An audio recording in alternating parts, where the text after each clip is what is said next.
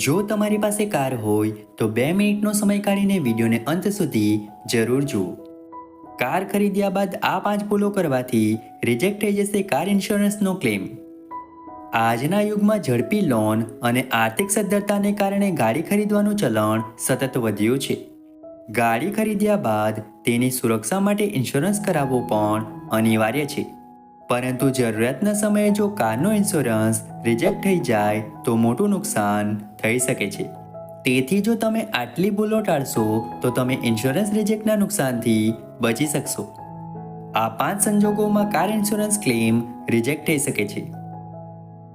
પહેલું છે car modification કરાવવા પર.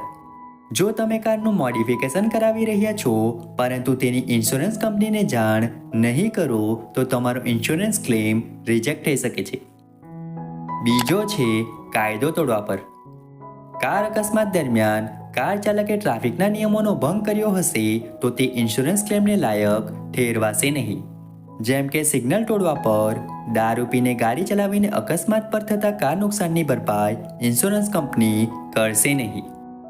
ત્રીજું છે કારનું જાતે જ રિપેરિંગ.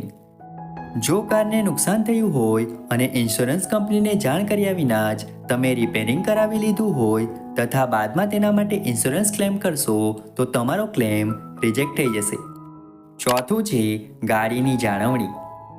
ગાડીની જાળવણી યોગ્ય રીતે ન કરવામાં આવે, સમયસર તેની સર્વિસ ન થતી હોય તેવા સંજોગોમાં કાર ઇન્સ્યોરન્સ ક્લેમ પાસ થતો નથી.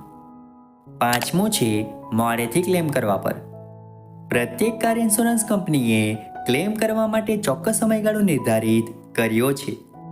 અમુક કંપનીઓમાં ક્લેમ કરવા માટે અકસ્માતના 48 કલાકમાં તથા 7 દિવસની અંદર કાર ડેમેજ અને નુકસાન વિશે ક્લેમ કરી શકો છો.